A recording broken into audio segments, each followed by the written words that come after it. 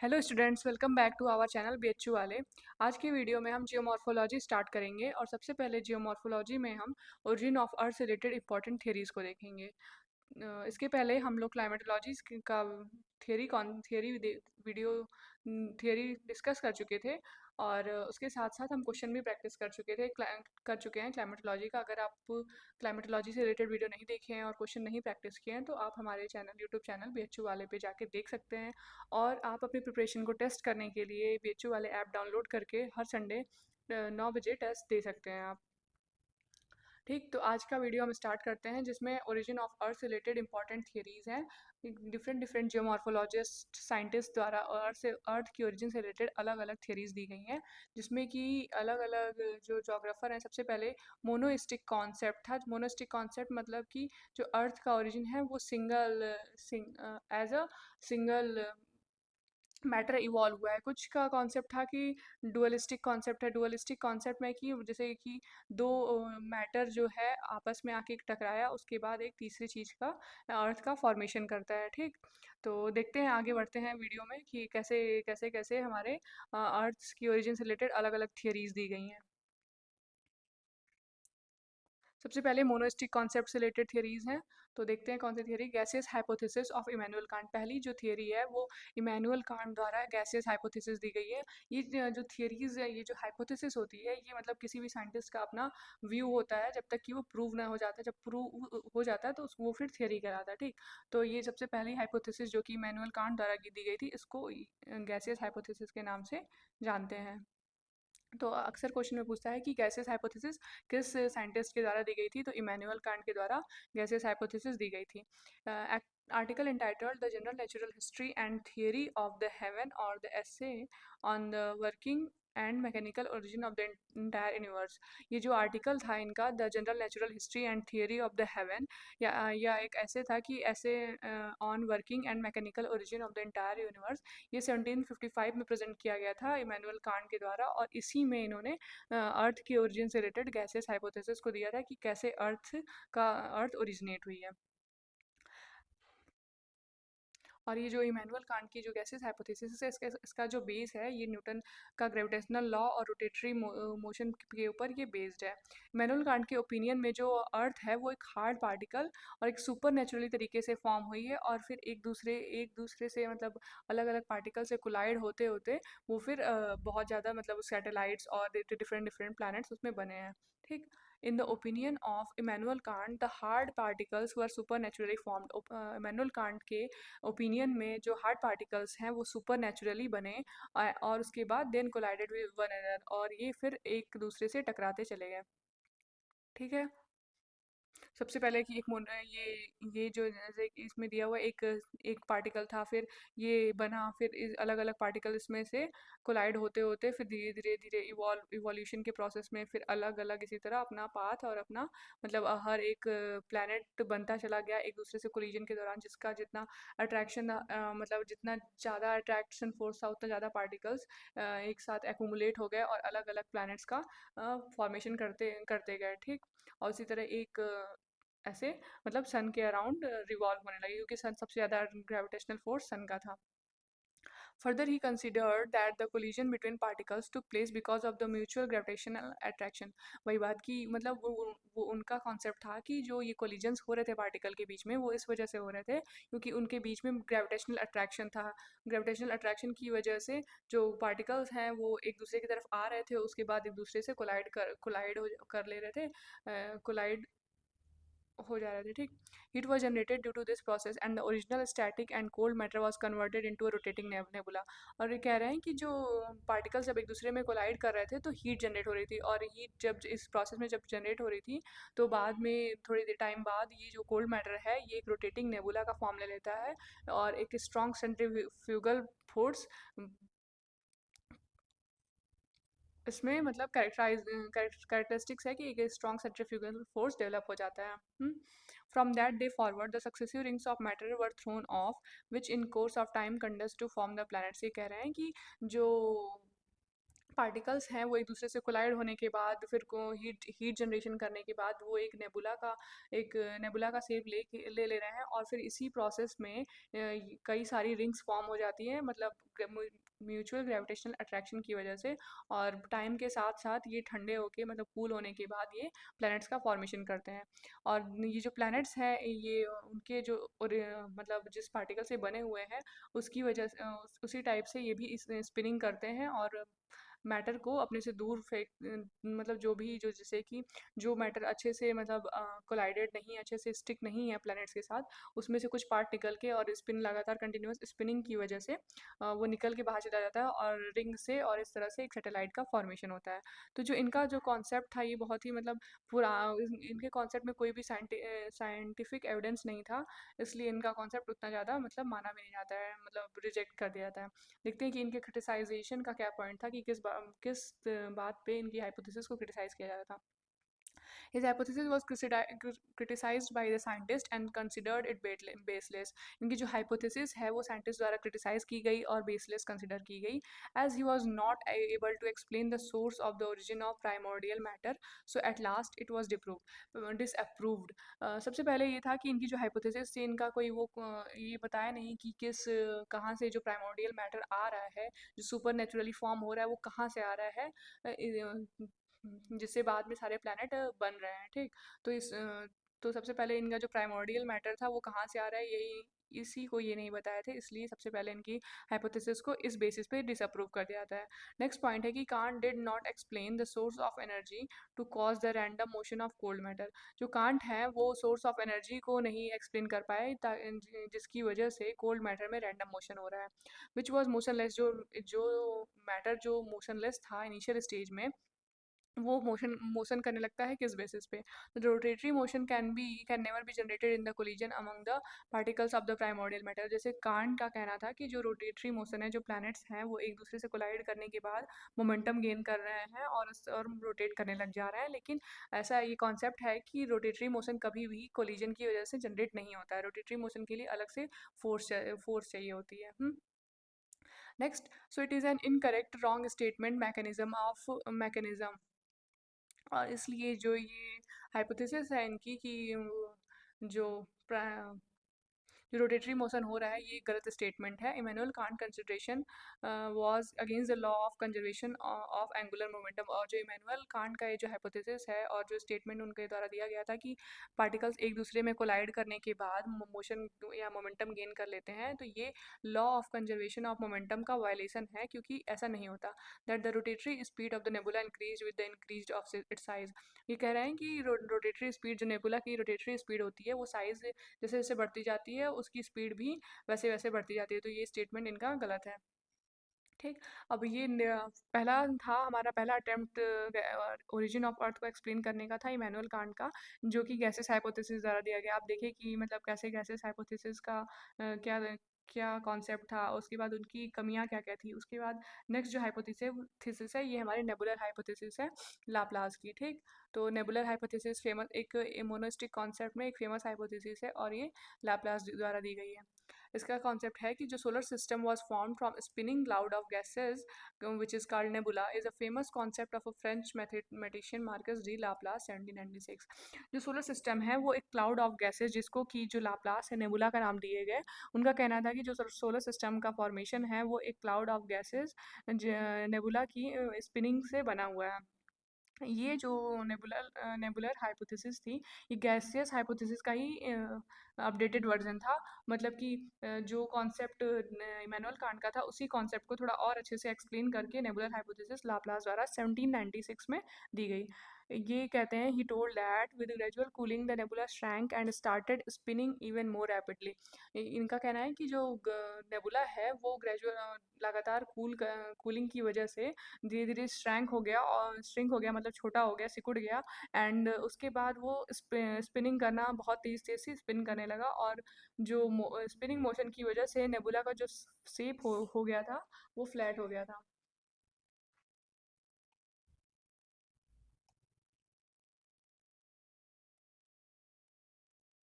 ठीक है, तो ये इनका लाप्लास का कहना था कि जो नेबुला है वो ग्रेजुअल कूलिंग की वजह से श्रिंक हो गया है, और श्रिंक करने की वजह से ये और तेज़ी से स्पिन होना स्टार्ट कर दिया है, और लगातार स्पिनिंग मोशन की वजह से जो नेबुला का जो शेप है वो डिस्क लाइक, मतलब ये फ्लैट हो गया है और एक डिस्क लाइक शेप ले लेता है। ठीक।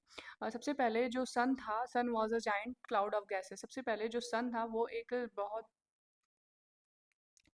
गैसेस के जो गैसेस का एक क्लाउड का बहुत, जो सन था वो जायंट क्लाउड ऑफ गैसेस था। ठीक। दैट जिसको कि नेबुला कहते हैं, that rotate even was a firm believe by him, और जो रोटेट भी करता था, ये लाप्लास का मानना था। और फिर ग्रेविटी और कूलिंग की वजह से जो गैस है वो लगातार कॉन्ट्रैक्ट होते गई, और जिसकी वजह से ये जो इसका स्पिनिंग मोशन था और तेज़ी से ये बहुत ज़्यादा फास्ट स्पीड से ये मूव करना स्टार्ट कर दिया, और इस वजह से एक एक जो लेयर थी, मतलब बहुत ज़्यादा स्पीड से अगर कोई चीज़ घूम रही होती है तो ऐसे नहीं है कि उसमें से निकल के मतलब अलग अलग एक रिंग बना ली, और अलग अलग जो मटेरियल्स हैं उससे सेपरेट होते गए, और बाद में वो जब कंडेंस होके ठंडे हो गए तो मतलब ये जो प्रोसेस है ये अलग अलग बार बहुत बार रिपीट हुई, और इस तरह से सारे प्लैनेट्स का फॉर्मेशन हुआ। और जो रिमेनिंग बॉल जो बच गया सेंटर में, वो सन था। ठीक।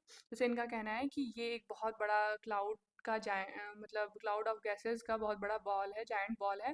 ठीक। और ये सन था, और ये लगातार कंटिन्यूअस मोशन कर रहा है, ऐसे कंटिन्यूअस मोशन कर रहा है, उसकी वजह से ये बहुत तेज स्पीड से कर रहा है, तो अलग अलग जो रिंग है वो उससे निकल के जो पार्टिकल्स हैं मैटर, वो उससे निकल के दूर होते चले जा रहे हैं, और इस तरह से अलग अलग टाइम पे, जैसे कि जो सबसे ज़्यादा दूर गया वो सबसे लास्ट वाला प्लैनेट बना, और ऐसे अलग अलग टाइम पे अलग अलग प्लैनेट्स का फॉर्मेशन हुआ, और जो लास्ट में जो नेबुला बच गया वो बन रह गया सन। ठीक। तो सन, इस वजह से सन जो था सेंटर था, जैसे कि ये क्लाउड ऑफ गैसेस है, और ये लगातार स्पिनिंग मोशन कर रहे हैं, ये ऐसे ऐसे ऐसे ऐसे। ठीक। और फिर उसके बाद ऐसे रिंग का फॉर्मेशन होता गया, और फिर ये जो से ये लास्ट में सन रह गया, ये अलग अलग प्लैनेट्स, ये अलग अलग टाइम पे ये फिर धीरे धीरे प्लैनेट्स जो है कंडेंस होके आउट, मतलब टाइम के साथ साथ कंडेंस होते गए, और अलग अलग प्लैनेट्स उनके ऑर्बिट्स का फॉर्मेशन हो गया, और लास्ट में जो बचा वो था सन। तो ये इनकी नेबुलर हाइपोथेसिस थी लाप्लास की, जिसमें कि जो क्लाउड ऑफ गैसेस था वो नेबुला था, और जो नेबुला था वही मतलब सन का अर्लियर पार्ट था, और लास्ट में जो बचता है वही सन होता है। ओके। नेक्स्ट है कि इनकी जो हाइपोथेसिस है उसका इवैल्यूएशन क्या है, मतलब क्या इस मतलब कुछ इस क्रिटिसिज्म है कि नहीं है। ठीक।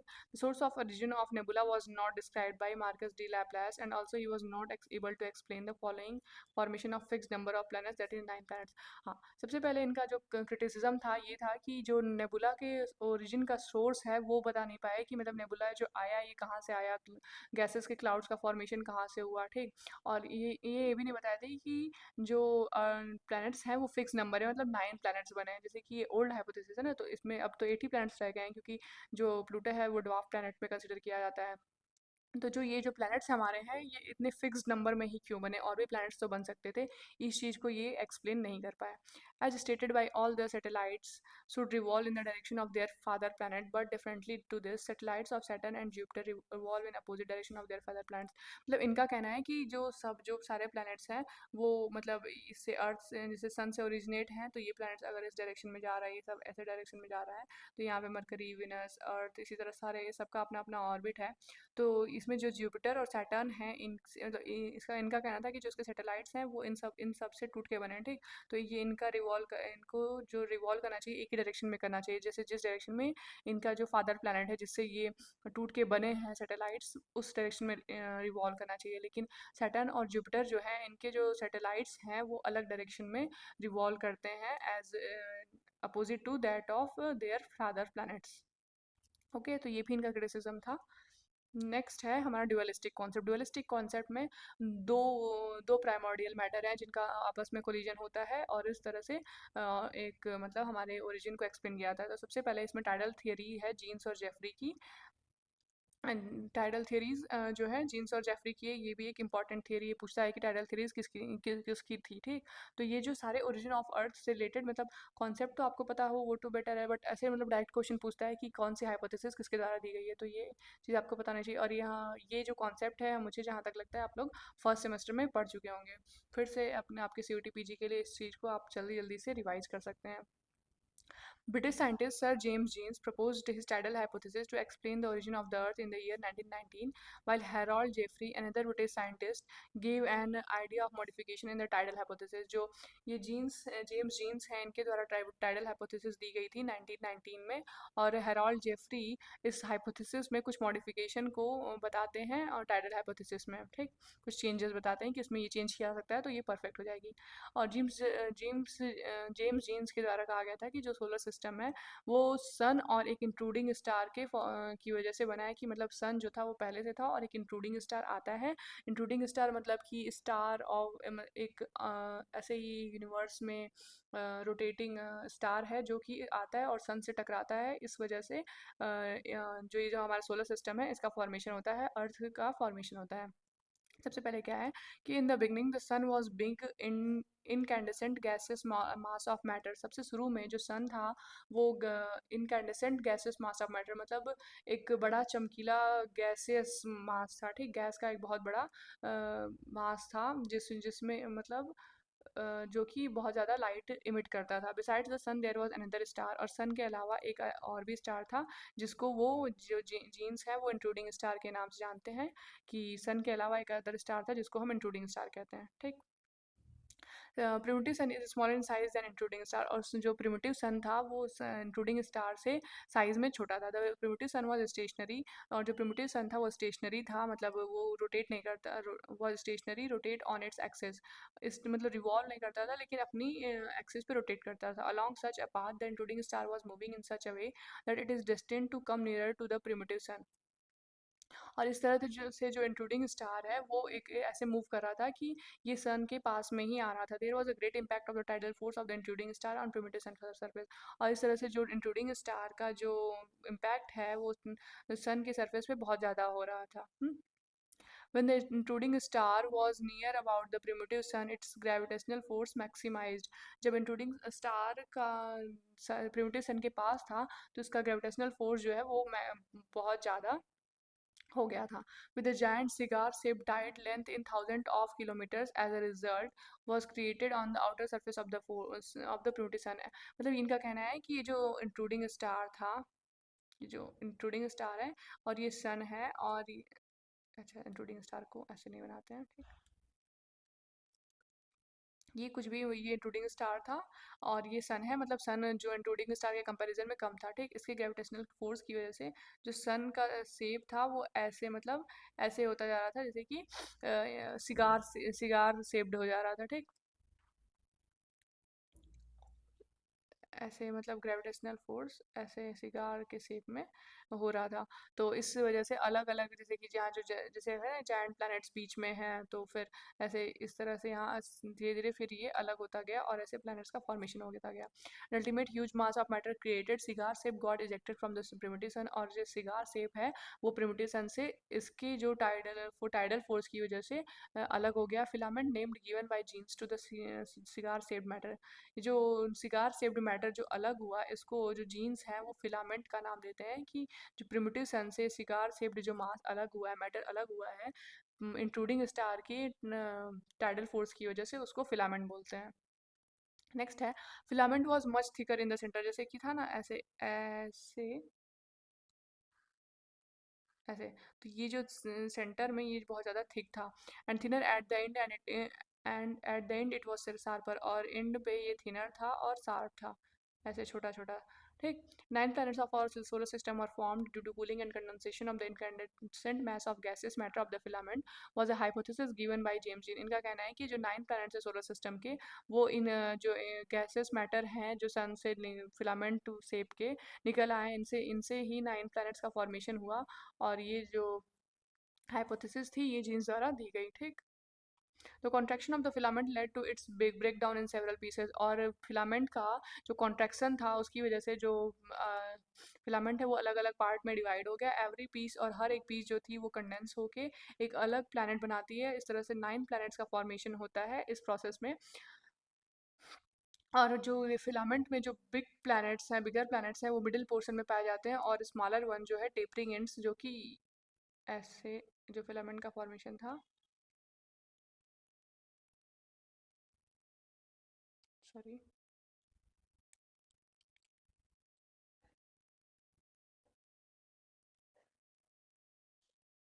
ऐसे मतलब यहाँ पे बड़े प्लैनेट्स यहाँ पे पाए जाते हैं और छोटे छोटे प्लैनेट्स यहाँ पे पाए जाते हैं। The rest remaining part of the primitive sun became our sun, hot ball of glowing gases. मतलब ये जो फिलामेंट था ये तो सन से निकल आया, लेकिन जो बचा रह गया प्रिमिटिव सन में जो पार्ट, उस वो उससे हमारा सन प्रेजेंट डे वाला सन बनता है, और वो एक हॉट बॉल है ग्लोइंग गैसेस का।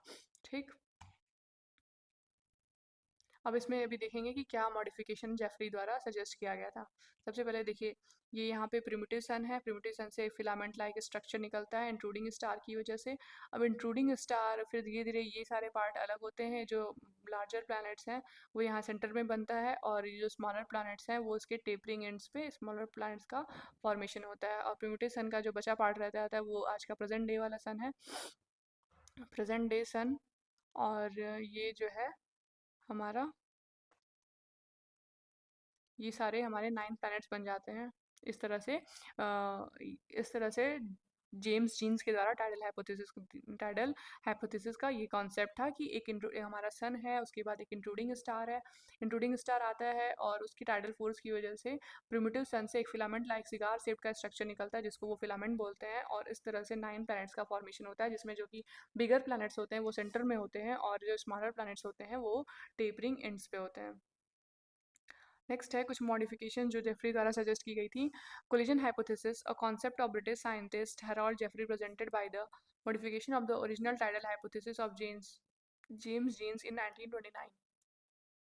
ये जो जीन्स की जो कॉन्सेप्ट था, ओरिजिनल टाइडल हाइपोथेसिस, इसमें कुछ मॉडिफिकेशन सजेस्ट करते हैं हेरोल्ड जेफरी, जो कि ब्रिटिश साइंटिस्ट थे, और उसको कोलिजन हाइपोथेसिस का नाम देते हैं। He said that before the origin of solar system there were 3 stars in the universe. उनका कहना है कि सोलर सिस्टम के ओरिजिन से पहले 3 स्टार थे यूनिवर्स में, जिसमें कि पहला स्टार था प्रिमिटिव सन, दूसरा स्टार था कंपेनियन स्टार, और तीसरा स्टार था intruding star.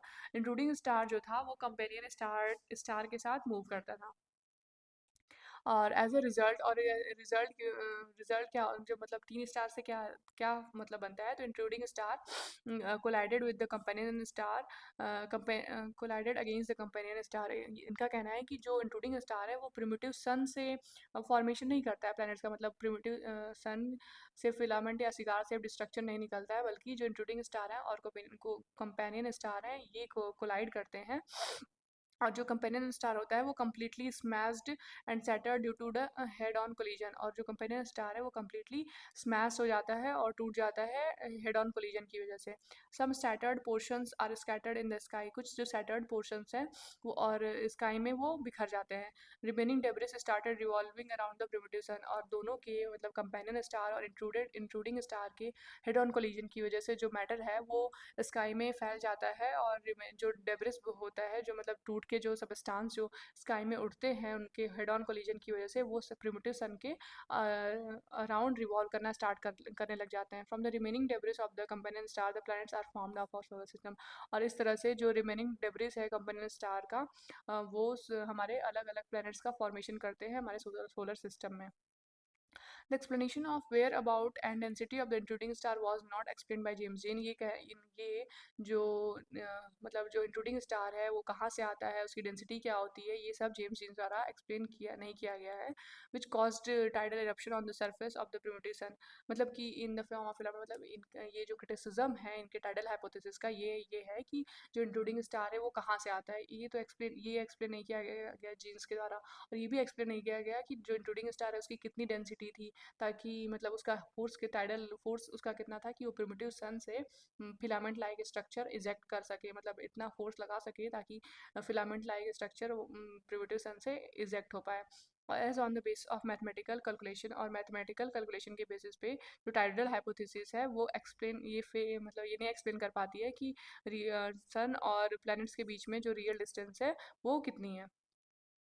The planets of our solar system are largely formed of the elements having high atomic weight. और जो हमारे जो planets हैं सोलर सिस्टम के उन वो ज़्यादातर ऐसे एलिमेंट से बने हुए हैं जिनका एटॉमिक वेट ज़्यादा होता है, बट जो जो कंस्टिट्यूएंट एलिमेंट्स हैं सन के वो बहुत ज़्यादा लाइटर एटॉमिक वेट के हैं। मतलब एज पर जेम्स जीन्स की जो हमारे जो प्लैनेट्स हैं वो सन से ही ओरिजिनेटेड है। मतलब कि सन का ही एक पार्ट फिलामेंट लाइक स्ट्रक्चर या सिगार शेप्ड स्ट्रक्चर निकल के आता है और जो रिमेनिंग पार्ट बचता है वो सन रह जाता है।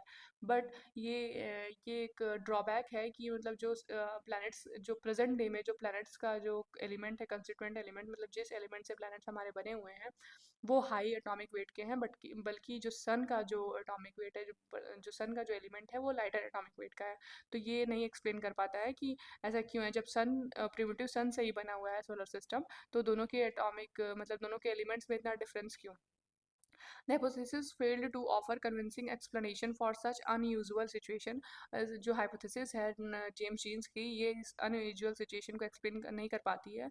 Jeans was not able to elaborate the process and mechanism of the condensation of matter ejected from the primitive sun. और जो जीन्स है जेम्स जीन्स है वो इस प्रोसेस को नहीं एलिब्रेट कर पाते हैं, कंडेंसेशन के मैकेनिज्म को नहीं एक्सप्लेन कर पाते हैं जो कि सन प्रिमिटिव सन से इजेक्ट हुए थे।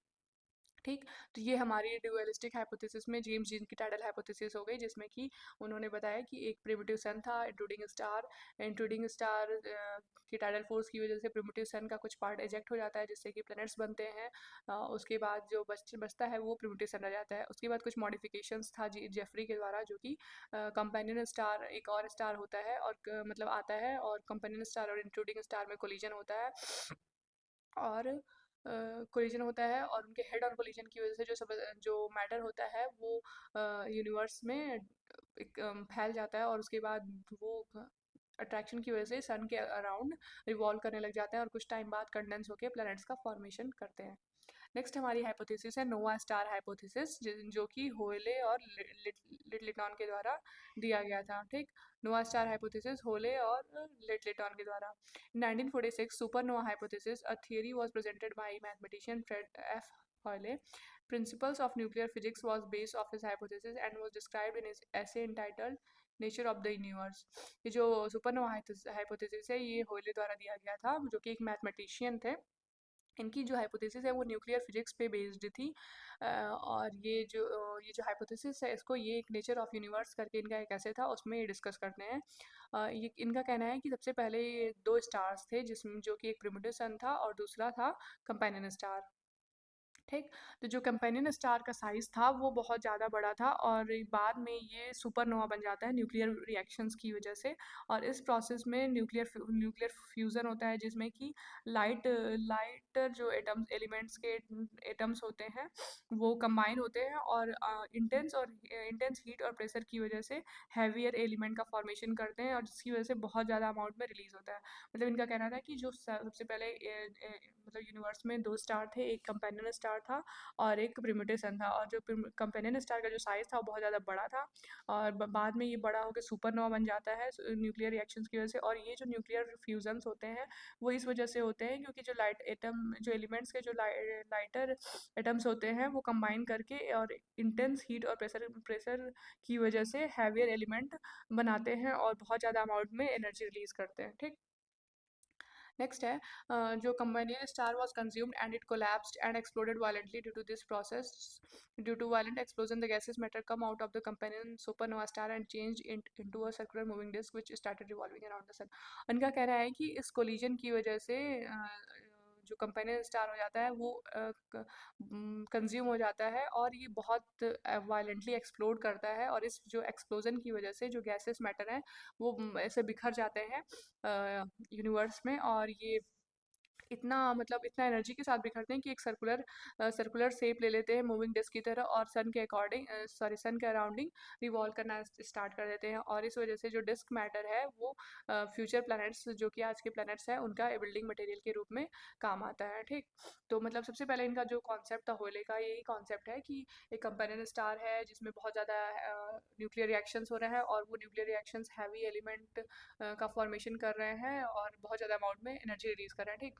लगातार ये रिएक्शन न्यूक्लियर फ्यूज़न होने के कारण जो कंपाउंड स्टार है वो एक दिन एक्सप्लोड करता है और इस एक्सप्लोजन में बहुत ज़्यादा एनर्जी रिलीज होती है और इस तरह से वो एक डिस्क का शेप लेके सन के अराउंड घूमना स्टार्ट कर देते हैं और फ्यूचर जो प्लैनेट्स हैं उनके फॉर्मेशन का मतलब ये एक रीज़न बनते हैं, मटेरियल बनते हैं।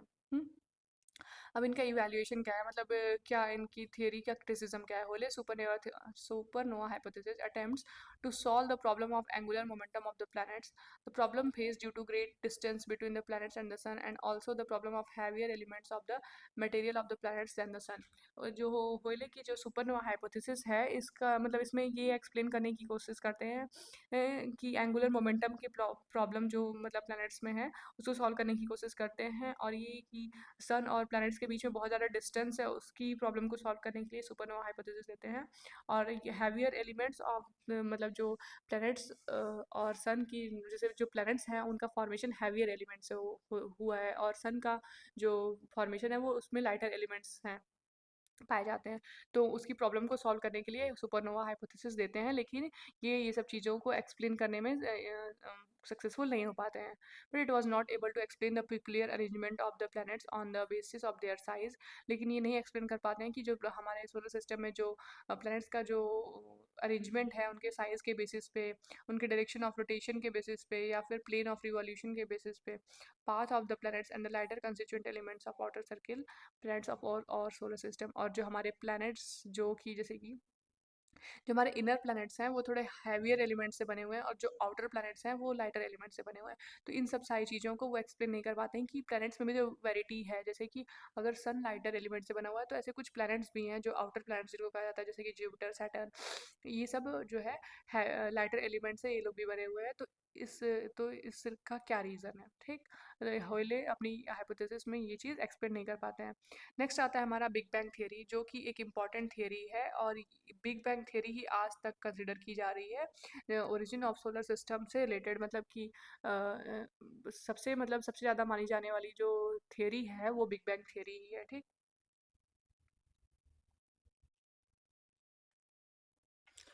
तो हम लोग बात करते हैं बिग बैंग थ्योरी की। जो बिग बैंग थ्योरी है ये जॉर्ज लेमेत्रे द्वारा दी गई थी for the origin of universe, galaxy and solar system. Earth के ओरिजिन से गैलेक्सी मतलब यूनिवर्स के ओरिजिन को, गैलेक्सी के ओरिजिन को और सोलर सिस्टम के ओरिजिन को एक्सप्लेन करने के लिए 1894 से लेकर 1896 में Robert Wegener presented a detail explanation of this theory in 1967। और जो रॉबर्ट वेजनर है ये इस थियरी का डिटेल एक्सप्लेनेशन करते हैं 1967 में। बिग बैंग थ्योरी का जो प्रोपाउंडर थे जॉर्ज लेमेत्रे, ये आप लोग से याद करिएगा बिग बैंग थ्योरी के प्रोपाउंडर कौन थे, जॉर्ज लेमेत्रे, ठीक। नेक्स्ट देखते हैं। Attempts have been made to solve the problem of the origin of the universe and the galaxies and their member stars and planets on the basis of the existence of invisible components of the universe। मतलब बहुत सारे attempt, जैसे कि हम लोग देखें मोनोस्टिक concept, dualistic concept, बहुत सारे अटैम्प्ट्स किए गए अर्थ के ओरिजिन, यूनिवर्स के ओरिजिन और गैलेक्सीज के ओरिजिन को एक्सप्लेन करने के लिए। उनके मतलब जो इनविजिबल कंपोनेंट्स है यूनिवर्स को, डार्क मैटर, उसको लेके, लेकिन जो साइंटिस्ट हैं उनके अलग अलग व्यू होने के कारण अलग अलग व्यू थे, ठीक। Scientist have two alternative views about the formation of galaxy. जो अभी अभी मतलब इस टाइम तक साइंटिस्ट के पास दो अलग अलग व्यू थे फॉर्मेशन ऑफ गैलेक्सीज को लेके। सबसे पहले कि एक dark matter must have existed in hot और कोल्ड फॉर्म, मतलब कि एक जो डार्क मैटर है वो पक्का एग्जिस्ट कर रहा होगा हॉट और कोल्ड फॉर्म में, ठीक। In the case of hot dark matter galaxies would be far apart, while in the case of cold matter they would be in clusters. तो इनका कहना था कि अगर हॉट डार्क मैटर से फॉर्मेशन हुआ है तो गैलेक्सीज बहुत ज़्यादा दूर दूर होंगी, और अगर कोल्ड मैटर से फॉर्मेशन हुआ है तो ये क्लस्टर के फॉर्म में एक जगह होंगी। At present various galaxies are located in groups close to each other, लेकिन जो प्रेजेंट के टाइम पे जो अलग मतलब बहुत सारी जो गैलेक्सीज हैं वो एक दूसरे के पास मतलब लोकेटेड हैं ग्रुप्स में, ठीक। बिग बैंग थ्योरी के according to big bang theory the universe originated about 15 billion years ago. जो यूनिवर्स है वो 15 बिलियन ईयर्स एगो ओरिजिनेट हुआ था due to the sudden explosion of a huge fireball of dense matter and the radiation generated by it. और ये जो universe का ओरिजिन हुआ था, ये इस वजह से हुआ था कि एक ह्यूज फायरबॉल डेंस मैटर का एक्सप्लोड हो गया था और बहुत ज़्यादा अमाउंट में रेडिएशन इससे जनरेट हुआ था। This theory was propounded in the 1950-60 and 1960-70 decades. और ये जो थियरी थी ये 1950-60 और 70s के डिकेड में प्रपोन की गई थी। इस थियरी के अकॉर्डिंग जो 15 बिलियन ईयर्स अगो जो ह्यूज बॉल था वो हैवी मैटर से बना हुआ था। जो और ये जो ह्यूज फायर बॉल था ये एक्सप्लोड इतना ज़्यादा तेज से हुआ कि जो मैटर्स थे वो स्कैटर हो गए यूनिवर्स, मतलब यूनिवर्स में फैल गए, ठीक। और ये जो सबस्टांस थे उनको इनिशियल नॉर्मल मैटर बोला गया। बाद में नॉर्मल मैटर के सेपरेशन के बाद जो है डार्क मैटर बना, और डार्क मैटर की ग्रुपिंग की वजह से अलग अलग तरह की बॉडीज़ फॉर्म हुई। और नॉर्मल मैटर भी इस इन बॉडीज़ के सराउंडिंग जो है एक्यूमुलेट होना स्टार्ट कर दिए। और इस वजह से जो ये स्कैटर्ड डार्क मैटर था इसकी साइज़ बड़ी होती गई, और इनकी साइज़ बड़ी होने के कारण गैलेक्सी का फॉर्मेशन हुआ। और शुरुआत में जाना जाता है कि जो यूनिवर्स था वो बहुत स्मॉल था और धीरे धीरे मतलब ये एक्सपैंड एक्सपैंड करने लगा, और अभी तक ये लगातार मतलब एक रैपिड मतलब बहुत तेज स्पीड से ये एक्सपैंड ही कर रहा है। As a result the galaxy which are nearby in the beginning kept moving away. इस तरह से जो गैलेक्सीज थी पास में वो दूर दूर होते चली गई from its formation about 15 billion years ago till today the universe has been continuously expanding. और इनका कहना है कि जो यूनिवर्स जैसे कि 15 बिलियन साल पहले बना हुआ था उसी और उस टाइम पे एक्सपेंड कर रहा था उसी स्पीड से ये अभी भी इस एक्सपेंड करते जा रहा है साइज में, और इसका जो मैटर है वो भी कूल हो रहा है, ठीक।